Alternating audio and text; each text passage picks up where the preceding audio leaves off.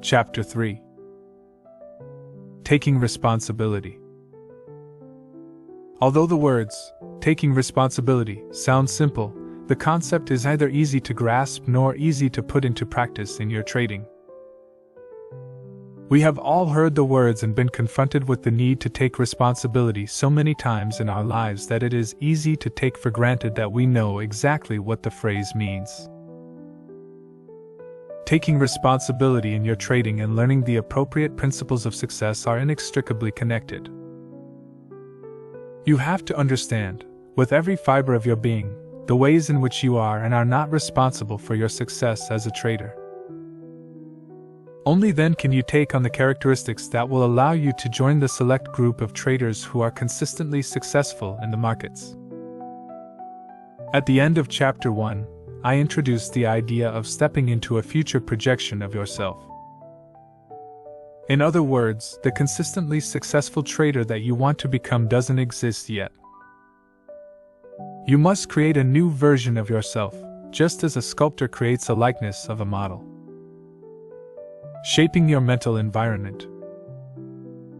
The tools you will use to create this new version of yourself are your willingness and desire to learn, fueled by your passion to be successful. If the willingness and desire to learn are your primary tools, then what is your medium? An artist creating a sculpture can choose to work in a number of mediums: clay, marble, or metal, for example. But if you want to create a new version of your personality that expresses itself as a consistently successful trader, you have only your beliefs and attitudes. The medium for your artistic endeavor will be your mental environment, where with your desire to learn, you can restructure and install the beliefs and attitudes that are necessary to achieve your ultimate goal. I am assuming your ultimate goal is consistency. If you're like most traders, you don't realize the fullest potential of the opportunities available to you. To realize more and more of that potential, to make it more and more of a reality in your life, your primary goal has to be to learn how to think like a consistently successful trader. Remember, the best traders think in a number of unique ways. They have acquired a mental structure that allows them to trade without fear and, at the same time, keeps them from becoming reckless and committing fear-based errors. This mindset has a number of components, but the bottom line is that successful traders have virtually eliminated the effects of fear and recklessness from their trading. These two fundamental characteristics allow them to achieve consistent results. When you acquire this mindset, you, too, will be able to trade without fear. You will no longer be susceptible to the multitude of fear-based errors that come from rationalizing, subconsciously distorting information, hesitating, jumping the gun, or hoping. Once the fear is gone, there just won't be a reason to make these errors, and, as a result, they will virtually disappear from your trading. However, eliminating fear is only half the equation. The other half is the need to develop restraint. Excellent traders have learned that it is essential to have internal discipline or a mental mechanism to counteract the negative effects of euphoria or the overconfidence that comes from a string of winning trades. For a trader, winning is extremely dangerous if you haven't learned how to monitor and control yourself. If we start from the premise that to create consistency, traders must focus their efforts on developing a trader's mindset, then it is easy to see why so many traders don't succeed. Instead of learning to think like traders, they think about how they can make more money by learning about the markets. It's almost impossible not to fall into this trap. There are a number of psychological factors that make it very easy to assume that it's what you don't know about the markets that causes your losses and lack of consistent results. However, that's just not the case. The consistency you seek is in your mind, not in the markets. It's attitudes and beliefs about being wrong, losing money, and a tendency to become reckless, when you're feeling good, that cause most losses, not technique or market knowledge. For example, if you could choose one of the following two traders to manage your money, which one would you pick? The first trader uses a simple, possibly even mediocre trading technique, but possesses a mindset that is not susceptible to subconsciously distorting market information, hesitating, rationalizing, hoping, or jumping the gun. The second trader is a phenomenal analyst, but is still operating out of the typical fears that make him susceptible to all of the psychological maladies that the other trader is free of. The right choice should be obvious. The first trader is going to achieve far better results with your money. Attitude produces better overall results than analysis or technique. Of course, the ideal situation is to have both, but you really don't need both, because if you have the right attitude, the right mindset, then everything else about trading will be relatively easy, even simple, and certainly a lot more fun. I know for some of you this may be difficult to believe, or even distressing, especially if you've been struggling for years to learn everything you can about the market. Interestingly, most traders are closer to the way they need to think when they first begin trading than at any other time in their careers. Many people begin trading with a very unrealistic concept of the inherent dangers involved. This is particularly true if their first trade is a winner. Then they go into the second trade with little or no fear. If that trade is a winner, they go into the next trade with even less concern for what would otherwise be the unacceptable possibility of a loss. Each subsequent win convinces them that there is nothing to fear and that trading is the easiest possible way to make money. This lack of fear translates into a carefree state of mind, similar to the state of mind many great athletes describe as a zone. If you've ever had the occasion to experience the zone in some sport, then you know it is a state of mind in which there is absolutely no fear and you act and react instinctively. You don't weigh alternatives or consider consequences or second-guess yourself. You are in the moment and just doing it. Whatever you do turns out to be exactly what needed to be done. Most athletes never reach this level of play, because they never get past the fear of making a mistake. Athletes who reach the point where there is absolutely no fear of the consequences of screwing up will usually, and quite spontaneously, enter into the zone. By the way, a psychological zone is not a condition you can will yourself into, the way you can will yourself into a feat of endurance.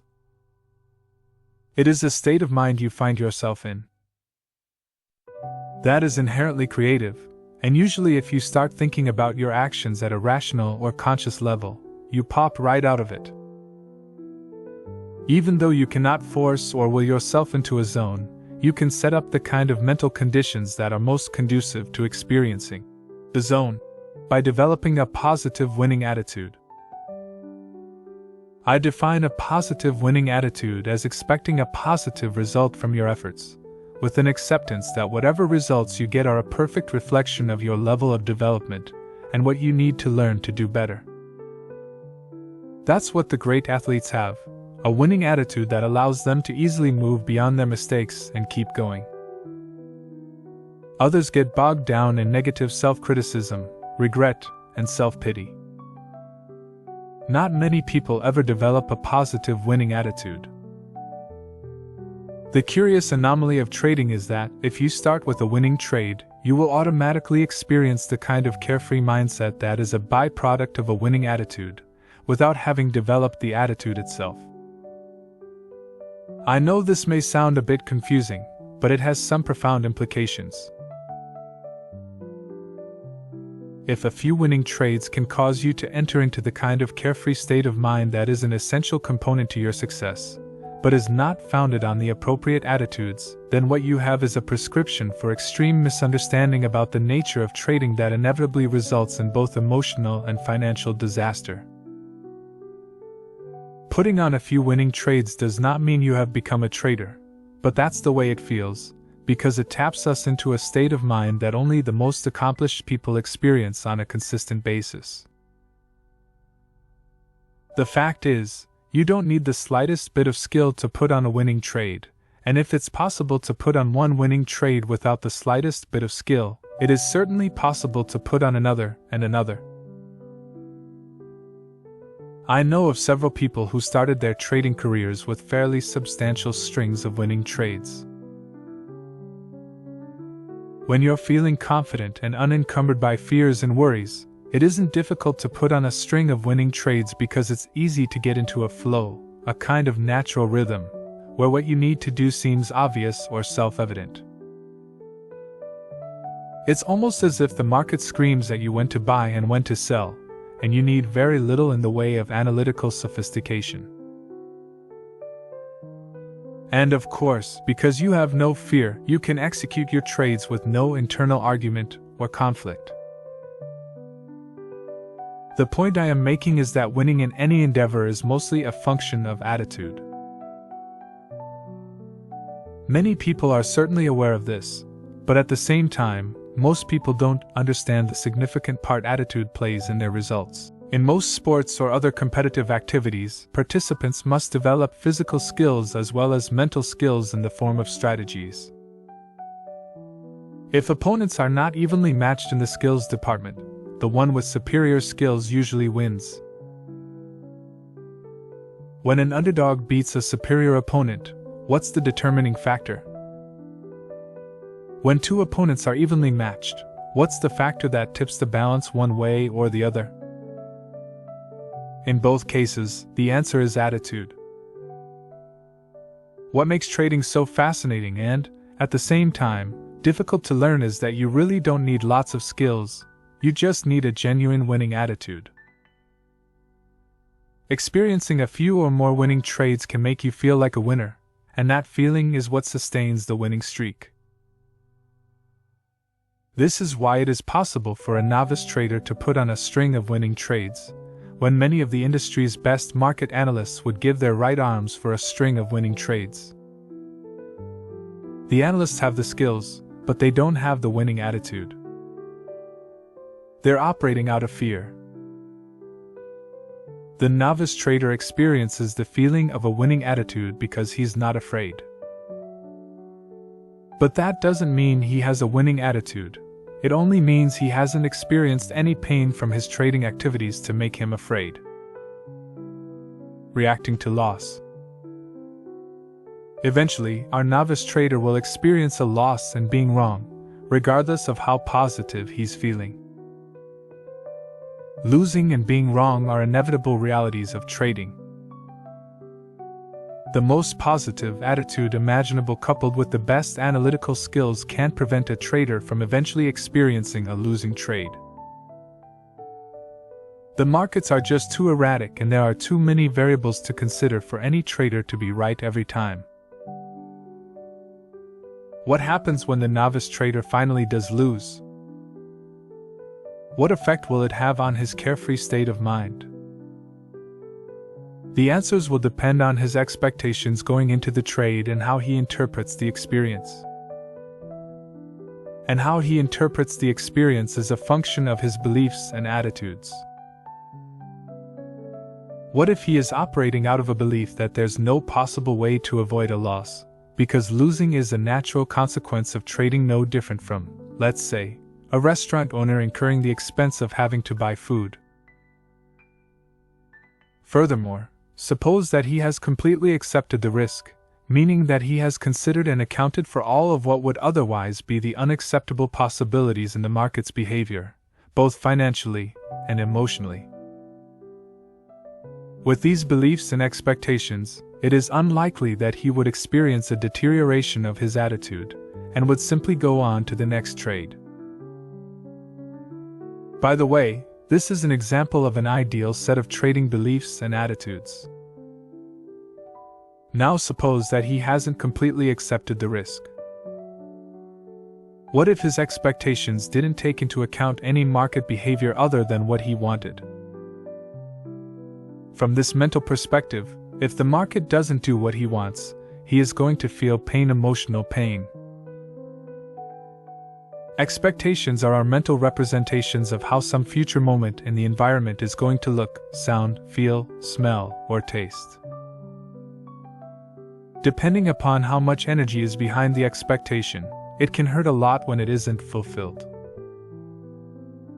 Of the two different perspectives I just described, which one is likely to be held by our novice trader? The latter, of course.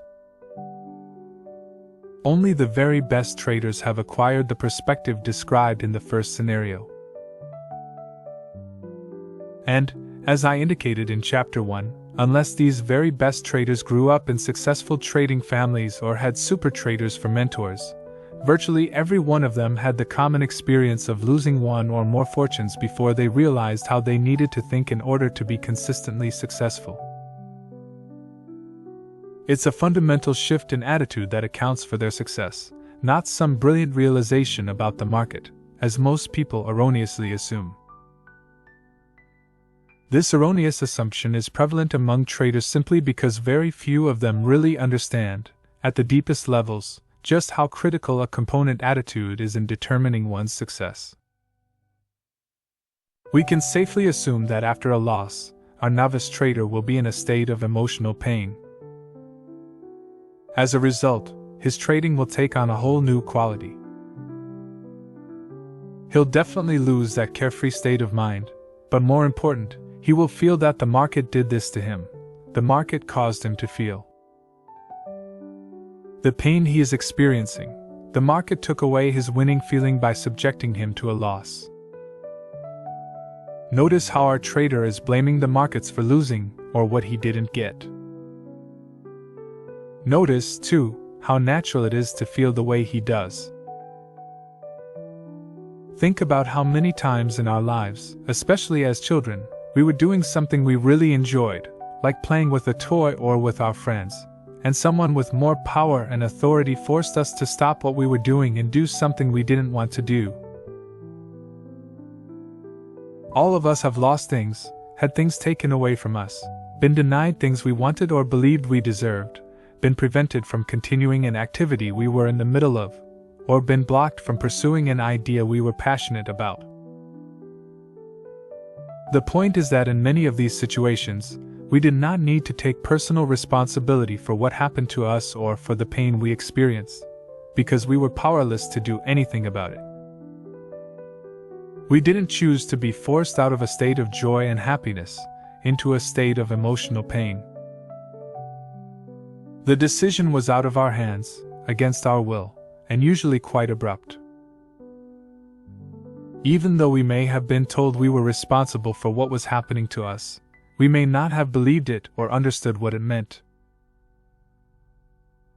What's tangible, and what we can most easily relate to, is that we were having fun, and someone or something took us out of that fun and into pain. It wasn't our choice. The cause of our pain came to us from the outside, therefore, whatever force acted upon us in that moment was to blame. We learn not only that feeling good can instantly be replaced with feeling bad through no fault of our own, we also learned about betrayal. We felt betrayed because many of these situations were completely unexpected or unanticipated, meaning, we were unprepared for how some people in our lives had the potential to behave. If their behavior caused us to flip into a state of emotional pain, then we quite naturally would have felt betrayed. As a side note, I feel it is important to say that many of our past, emotionally painful experiences were the result of well-meaning parents, teachers and friends, many of whom were only doing what they believed, at the time, was best for us. The best example is a child playing with a toy that is inherently dangerous. Take the toy away, and the child will cry to express the emotional pain he is experiencing, and, if we are dealing with a very young or immature child, in all likelihood he will not listen to anything reasonable that we say about why he cannot play with that toy. But, at the same time, many people are born to immature and unreasonable parents, or encounter emotionally disturbed teachers, coaches, and employees who subconsciously or intentionally inflict their personal problems on anyone they perceive as having less power. What's even worse is many of the people who have a tendency toward victimizing others are also clever enough to do it in a way that makes their victims believe they caused their own pain. In any case, whether our painful experiences are the result of an act of love or intentionally inflicted is something each of us will have to determine for ourselves. The bottom line is that, as adults, when we get into a trading mode, we don't realize how natural it is to associate the instantaneous shift from joy to pain that we experience so often as children with the same instantaneous shift from joy to pain that occurs when we trade. The implications are that if we haven't learned to accept the inherent risks of trading and don't know how to guard against making these natural connections between our past and the present, we will end up blaming the market for our results instead of taking responsibility for them. Even though most people who trade consider themselves responsible adults, only the very best traders have reached a point where they can and do accept complete responsibility for the outcome of any particular trade. Everyone else to one degree or another assumes they are taking responsibility, but the reality is that they want the market to do it for them. The typical trader wants the market to fulfill his expectations, his hopes, and dreams. Society may work this way, but the markets certainly don't. In society, we can expect other people to behave in reasonable and responsible ways. When they don't, and if we suffer as a result, society makes remedies available to rectify the imbalance and make us whole again. The market, on the other hand, has no responsibility to give us anything or do anything that would benefit us.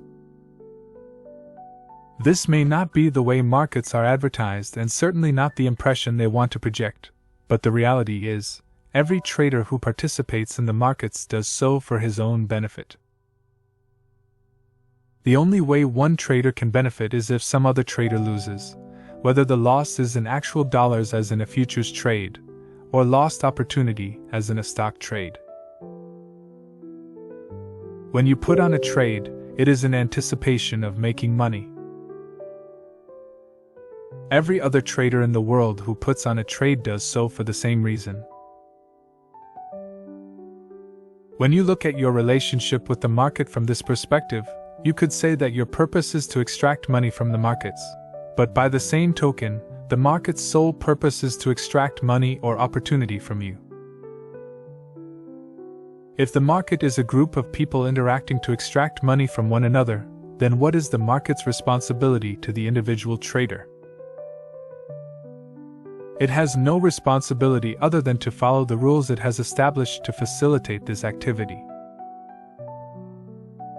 The point is, if you have ever found yourself blaming the market or feeling betrayed, then you have not given enough consideration to the implications of what it means to play a zero-sum game. Any degree of blaming means you have not accepted the reality that the market owes you nothing, regardless of what you want or think, or how much effort you put into your trading. In the market, typical social values of exchange do not come into play. If you don't understand this and find a way to reconcile the differences between the social norms you grew up with and the way the market works, you will continue to project your hopes, dreams, and desires onto the market, believing it's going to do something for you. When it doesn't, you'll feel angry, frustrated, emotionally distraught, and betrayed. Taking responsibility means acknowledging and accepting, at the deepest part of your identity, that you, not the market, are completely responsible for your success or failure as a trader. Granted, the market's purpose is to separate you from your money, but in the process of doing so, it also provides you with an endless stream of opportunities for you to take money from it. When prices move, that movement represents the collective actions of everyone participating at that moment. The market also generates information about itself, and makes it extremely easy to enter and exit trades. From the individual's perspective, price movement, information, and the ability to enter and exit trades represent opportunities to see something and to act on what you perceive. During each moment the markets are open, you have an opportunity to enter a position, lighten up a position, add to a position, or exit a position. These are all opportunities to enrich yourself by taking profits or, at least, cutting your losses. Let me pose a question. Do you feel responsible for fulfilling some other trader's expectations, hopes, dreams, and desires? Of course you don't.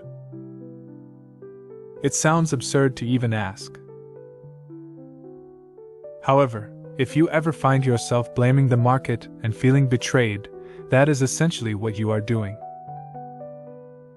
You are expecting the collective actions of everyone participating in the market to make the market act in a way that gives you what you want. You have to learn for yourself how to get what you want out of the markets. The first major step in this learning process is taking complete and absolute responsibility.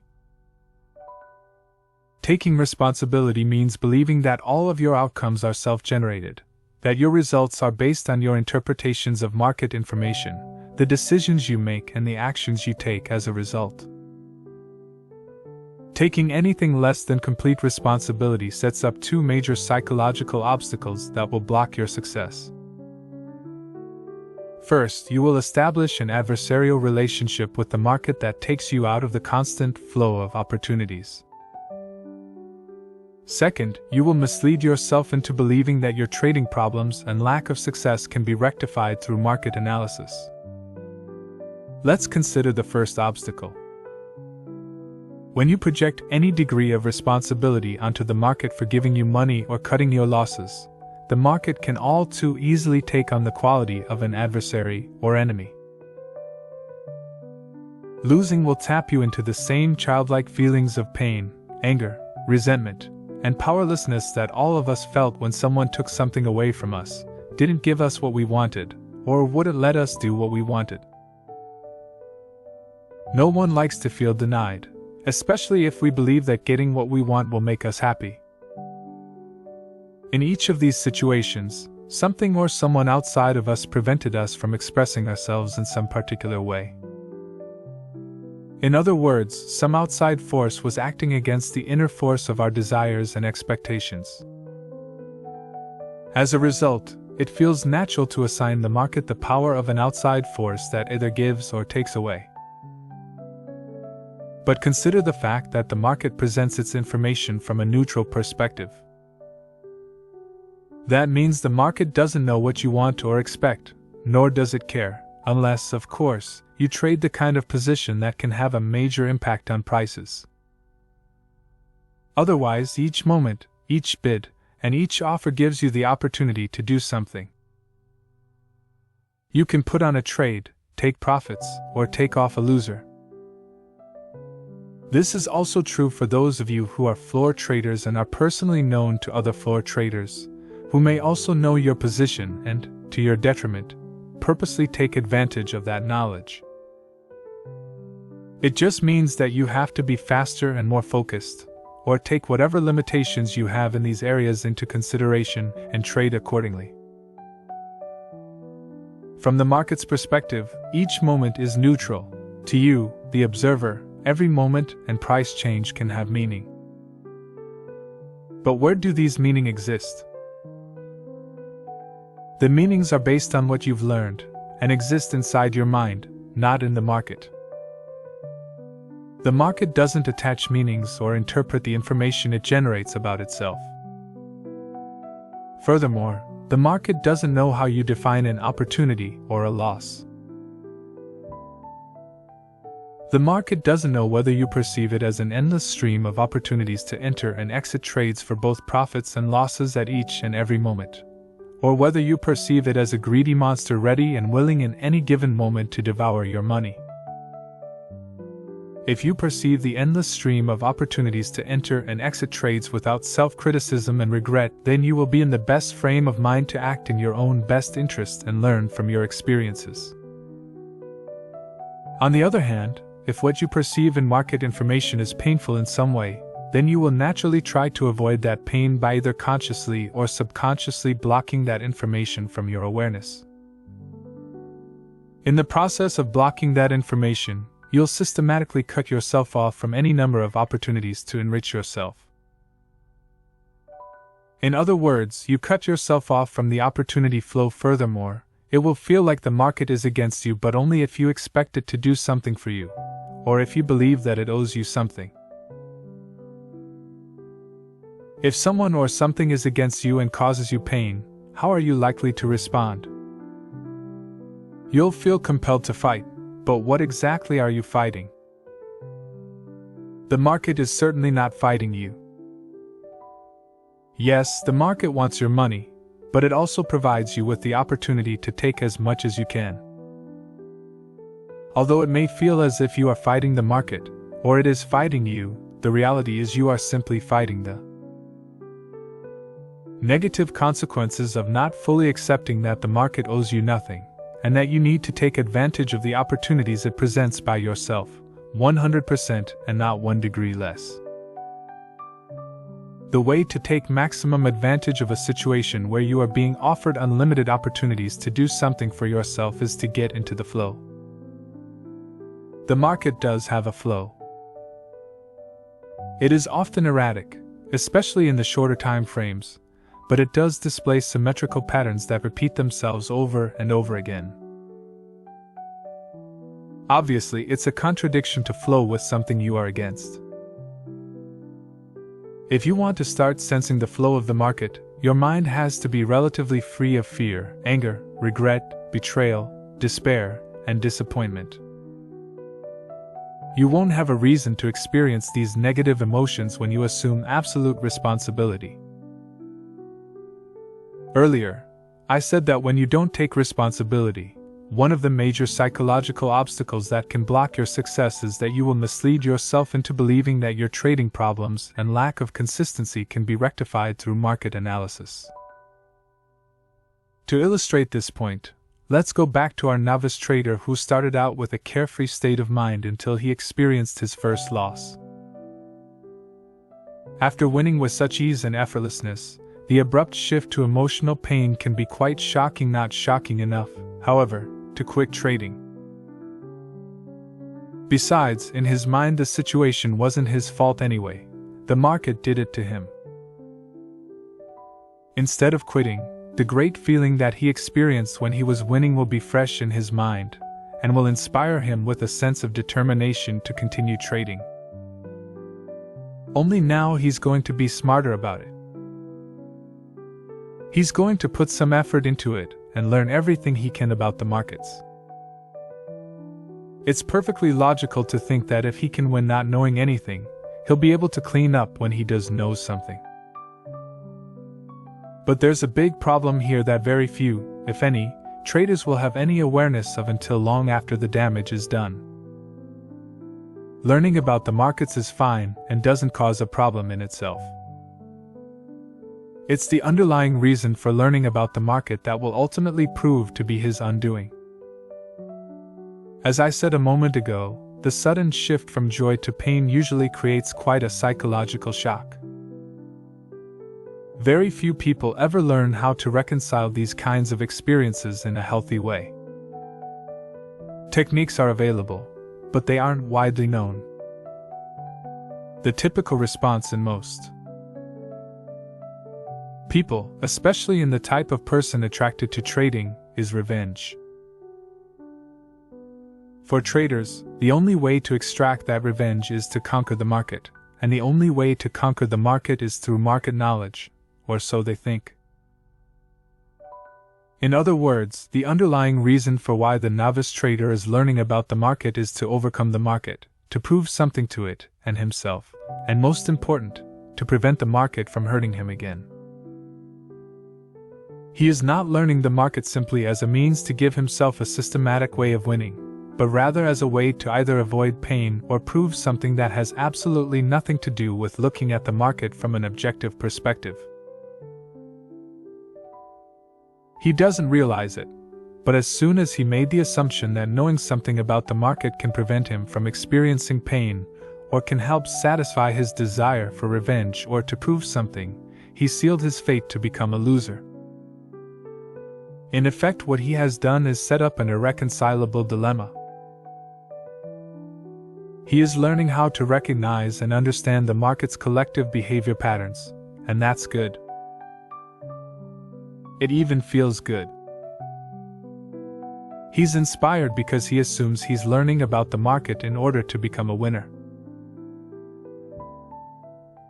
As a result, he will typically go on a knowledge quest, learning about trend lines, chart patterns, support and resistance, candlesticks, market profiles, point and line charts, Elliott waves, Fibonacci retracements, oscillators, relative strength, stochastics, and many more technical tools too numerous to mention. Curiously, even though his knowledge has increased, he now finds that he's developed problems executing his trades. He hesitates, second-guesses himself, or doesn't put on a trade at all, in spite of any number of clear signals to do so. It's all frustrating, even maddening, because what's happened doesn't make sense. He did what he was supposed to do. He learned only to find that the more he learned, the less he took advantage of. He would never believe that he did anything wrong by devoting himself to learning. He simply did it for the wrong reasons. He won't be able to trade effectively if he is trying to prove something or anything for that matter. If you have to win, if you have to be right, if you can't lose or can't be wrong, you will cause yourself to define and perceive categories of market information as painful. In other words, you will view as painful any information the market generates that is in opposition to what will make you happy. The dilemma is that our minds are wired to avoid both physical and emotional pain, and learning about the markets will not compensate for the negative effects our pain avoidance mechanisms have on our trading. Everybody understands the nature of avoiding physical pain. Accidentally set your hand on a hot burner, and your hand moves away from the heat automatically. It's an instinctive reaction. However, when it comes to avoiding emotional pain and the negative consequences it creates, especially for traders, very few people understand the dynamics. It's absolutely essential to your development that you understand these negative effects and learn how to take conscious control in a way that helps you fulfill your goals. Our minds have a number of ways to shield us from information that we have learned to perceive as painful. For example, at a conscious level, we can rationalize, justify, or make a case for staying in a losing trade. Some of the more typical ways we do this are to call our trading buddies, talk to our broker, or look at indicators we never use, all for the express purpose of gathering non-painful information in order to deny the validity of the painful information. At a subconscious level, our minds will automatically alter, distort, or specifically exclude information from our conscious awareness. In other words, we don't know at a conscious level that our pain avoidance mechanisms are either excluding or altering the information being offered by the market. Consider the experience of being in a losing trade when the market is making consistently higher highs and higher lows or lower highs and lower lows against your position, while you refuse to acknowledge you are in a losing trade because you have focused all your attention on the ticks that go in your favor.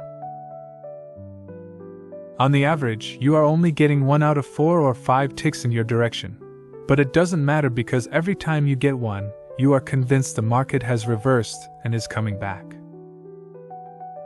Instead, the market keeps going against you. At some point, the dollar value of the loss becomes so great that it cannot be denied, and you finally exit the trade. The first reaction that traders universally have when looking back at such a trade is, "Why didn't I just take my loss and reverse?" The opportunity to put on a trade in the opposite direction was easily recognized once there was nothing at stake. But we were blinded to this opportunity while we were in the trade, because at that time the information indicating it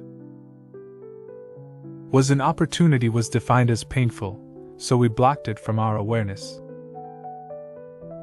When our hypothetical trader first started trading, he was having fun. He was in a carefree state of mind. He had no personal agendas and nothing to prove. As long as he was winning, he put his trades on from a "let's see what will happen" perspective. The more he won, the less he considered the possibility of ever losing. When he finally did lose, he was probably in a state of mind where he least expected it.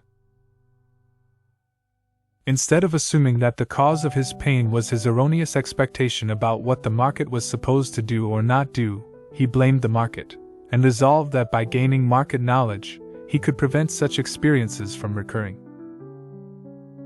In other words, he made a dramatic shift in his perspective from carefree to preventing pain by avoiding losses. The problem is that preventing pain by avoiding losses can't be done. The market generates behavior patterns and the patterns repeat themselves, but not every time. So again, there is no possible way to avoid losing or being wrong. Our trader won't sense these trading realities, because he is being driven forward by two compelling forces. He desperately wants that winning feeling back, and he is extremely enthusiastic about all of the market knowledge he is acquiring. What he doesn't realize is that, in spite of his enthusiasm, when he went from a carefree state of mind to a prevent and avoid mode of thinking, he shifted from a positive to a negative attitude.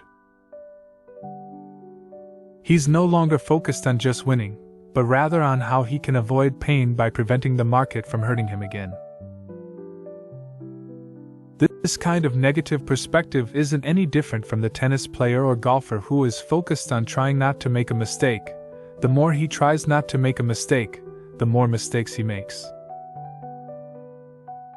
However, this mode of thinking is much easier to recognize in sports because there's a more discernible connection between one's focus and one's results. With trading, the connection can be obscured and more difficult to recognize as a result of the positive feelings being generated from discovering new relationships in market data and behavior. Since he is feeling good, there's no reason to suspect that anything is wrong, except that the degree to which his focus is weighted toward pain avoidance is the same degree by which he will create the very experiences he is trying to avoid. In other words, the more he has to win and not lose, the less tolerance he will have for any information that might indicate he is not getting what he wants. The more information that he has the potential to block, the less he will be able to perceive an opportunity to act in his own best interests. Learning more and more about the markets only to avoid pain will compound his problems because the more he learns, the more he will naturally expect from the markets, making it all the more painful when the markets don't do their part. He has unwittingly created a vicious cycle where the more he learns, the more debilitated he becomes. The more debilitated he becomes, the more he feels compelled to learn. The cycle will continue until he either quits trading in disgust or recognizes that the root cause of his trading problems is his perspective, not his lack of market knowledge. Winners, losers, boomers, and busters. It takes some time before most traders either throw in the towel or find out the true source of their success. In the meantime, some traders manage to get enough right about trading to enter into what is commonly referred to as the boom and bust cycle. Contrary to what some of you may have inferred from the example of the novice trader, not everyone has an inherently negative attitude and is therefore doomed to lose consistently. Yes, it is true that some traders do consistently lose, often until they lose everything or quit trading because they can't tolerate any more emotional pain. However, there are also many traders who are tenacious students of the market and have a sufficiently winning attitude going into trading so that, in spite of the many difficulties, they eventually learn how to make money. But, and I want to emphasize this, they learn how to make money only on a limited basis. They haven't yet learned how to counteract the negative effects of euphoria or how to compensate for the potential for self-sabotage.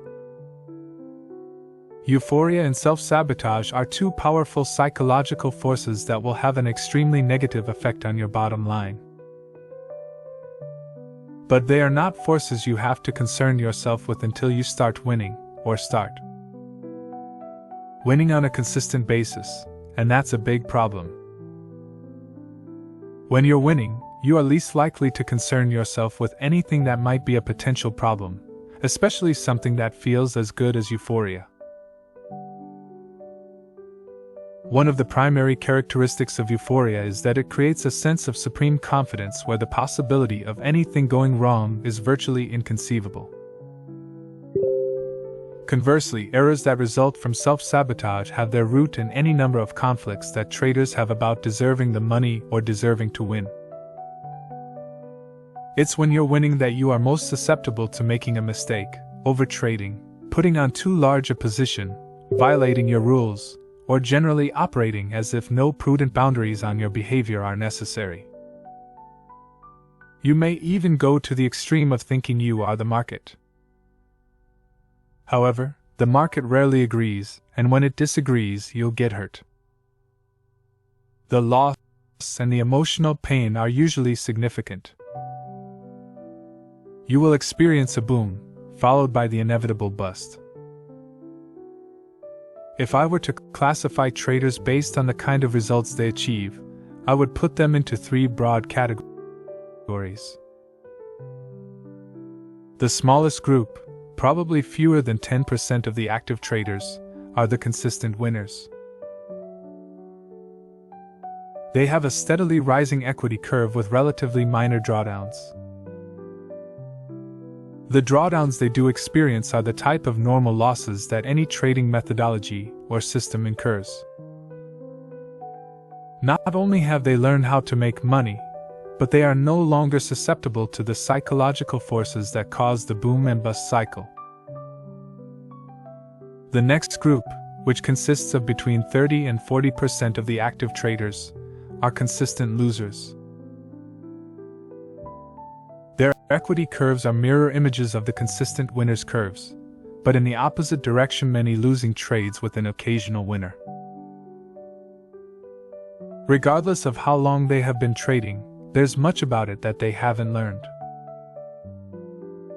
They either have illusions about the nature of trading or are addicted to it in ways that make it virtually impossible for them to be winners. The largest group, the remaining 40 to 50% of the active traders, are the boom and busters.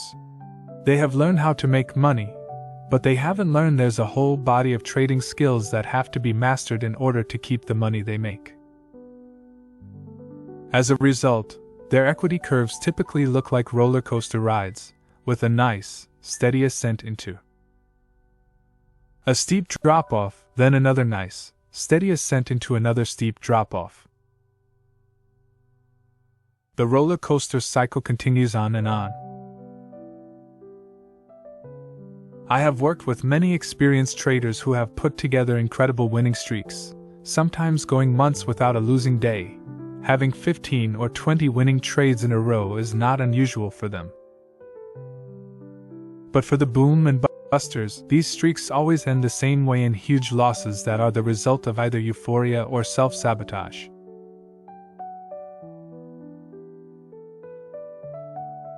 If the losses are the result of euphoria, it really doesn't matter what form the streak takes.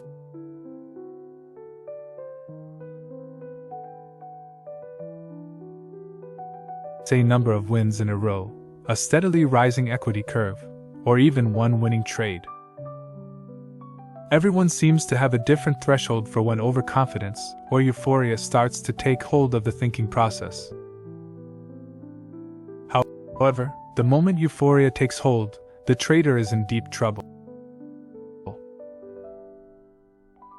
In a state of overconfidence or euphoria, You can't perceive any risk because euphoria makes you believe that absolutely nothing can go wrong.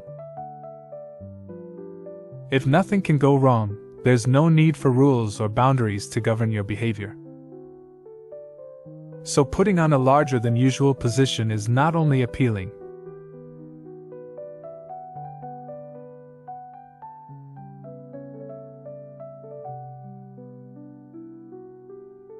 it's compelling.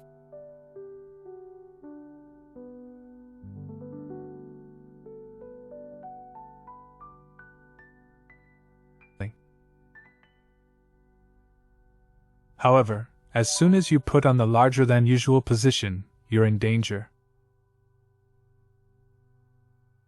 The larger the position, the greater the financial impact small fluctuations in price will have on your equity.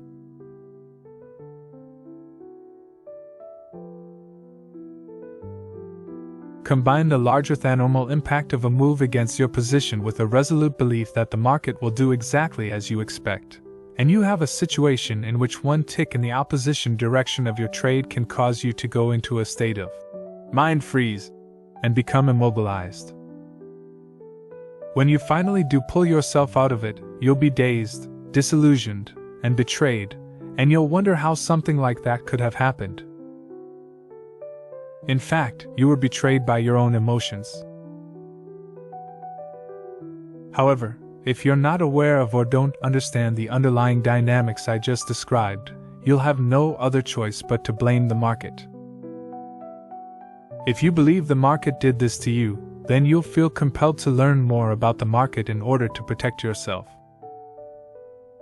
The more you learn, the more confident you will naturally become in your ability to win. As your confidence grows, the more likely that at some point you will cross the threshold into euphoria and start the cycle all over again. Losses that result from self-sabotage can be just as damaging, but they're usually more subtle in nature. Making errors like putting in a sell for a buy or vice versa, or indulging yourself in some distracting activity at the most inopportune time are typical examples of how traders make sure they don't win.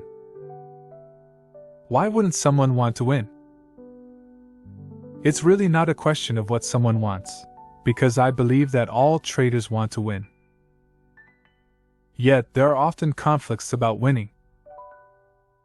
Sometimes these conflicts are so powerful that we find our behavior is in direct conflict with what we want.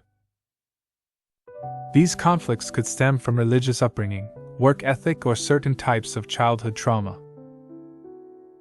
If these conflicts exist, it means that your mental environment is not completely aligned with your goals.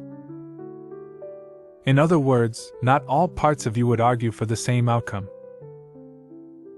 Therefore, you can't assume that you have the capacity to give yourself an unlimited amount of money just because you have learned how to trade and the money is there for the taking.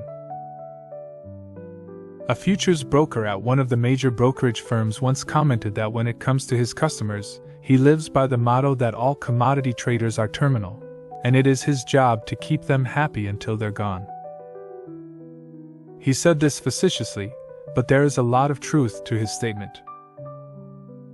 Obviously, if you lose more money than you make, you can't survive. What's less obvious, and one of the mysteries of being successful, is that if you win, you may still be terminal. That is, if you win and you haven't learned how to create a healthy balance between confidence and restraint, or you haven't learned how to recognize and compensate for any potential you have to self-destruct, you will sooner or later lose. If you are among those in the boom and bust cycle, consider this. If you could redo every losing trade that was the result of an error or recklessness, how much money would you have now? Based on these recalculated results, what would your equity curve look like? I'm sure many of you would fall into the category of consistent winners. Now think about how you responded to your losses when they occurred. Did you assume complete responsibility for them? Did you try to identify how you might change your perspective, attitude, or behavior? Or did you look to the market and wonder what you might learn about it to prevent such a thing from happening again? Obviously, the market has nothing to do with your potential for recklessness, nor does it have anything to do with the errors you make as a result of some internal conflict about deserving the money. Probably one of the hardest concepts for traders to effectively assimilate is that the market doesn't create your attitude or state of mind. It simply acts as a mirror reflecting what's inside back to you. If you are confident, it's not because the market is making you feel that way. It is because your beliefs and attitudes are aligned in a way that allows you to step forward into an experience, take responsibility for the outcome, and extract the insight that's been made available. You maintain your confident state of mind simply because you are constantly learning. Conversely, if you're angry and afraid, it's because you believe to some degree that the market creates your outcomes, not the other way around. Ultimately, the worst consequence of not taking responsibility is that it keeps you in a cycle of pain and dissatisfaction. Think about it for a moment. If you're not responsible for your results, then you can assume there's nothing for you to learn, and you can stay exactly as you are. You won't grow and you won't change. As a result, you will perceive events in exactly the same way, and therefore respond to them in the same way, and get the same dissatisfying results. Or you might also assume the solution to your problems is to gain more market knowledge.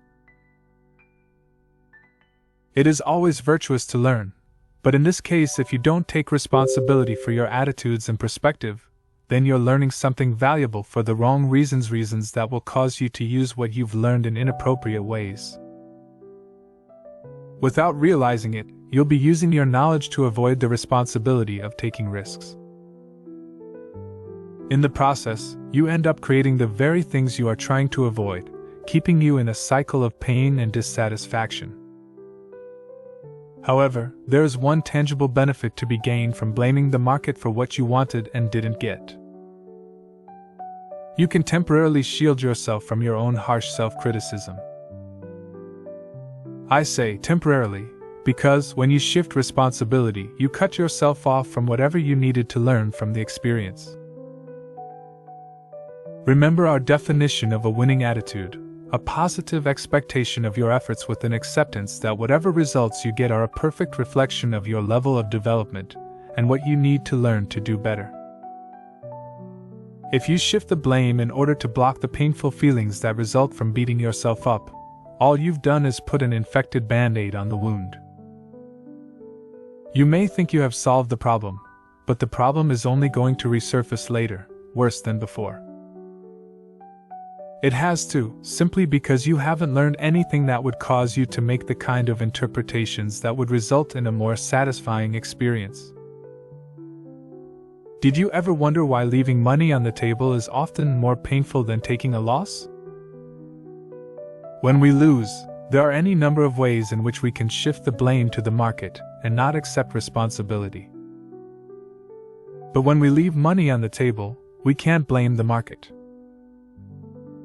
The market didn't do anything but give us exactly what we wanted, but for whatever reason, we weren't capable of acting on the opportunity appropriately. In other words, there's no way to rationalize the pain away.